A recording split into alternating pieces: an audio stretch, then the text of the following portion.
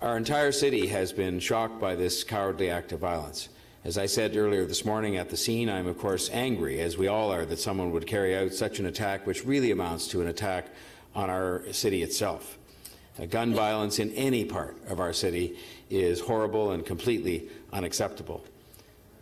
This is an attack against innocent families and against our entire city. This is a tragedy, another tragedy in our city this year. I promise all of the people of Toronto, but most importantly those directly affected by this tragedy, that we will all be relentless in getting answers about why this senseless attack happened. I've said for some time that the city has a gun problem, in that guns are far too readily available to far too many people. There are far too many people carrying around guns in our city and our region who should not have them. You've heard me ask the question of why anybody would need to buy 10 or 20 guns, which they can lawfully do under the present laws. And that leads to another question we need to discuss. Why does anyone in this city need to have a gun at all?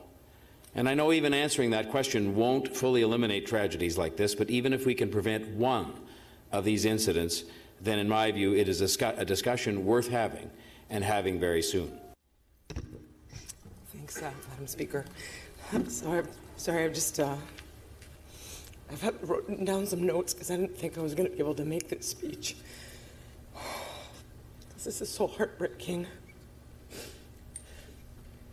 The victims and their loved ones are in my thoughts and prayers. You cannot imagine what they are going through. The pain, the loss. The Danforth has always been a part of my home all my life. And last night out there in the community, with both Paula and the mayor, it just felt so devastating. And words don't do how we're all feeling any justice. And as we mourn, cherishing and caring for those in our lives may help with the pain. And coming together as a community in this difficult time is so important. I also want to take this opportunity to thank all of the first responders and the medical teams, because I know this is tough on them too.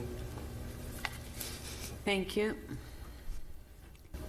It was a terrifying, terrifying night on the Danforth, one that won't be forgotten for a long time. And I know we always say that can't happen here when we see those gunmen in the States doing the same thing, and it has happened here now, and it's happened in a local community. If I can ask members of council to rise for a moment of silence.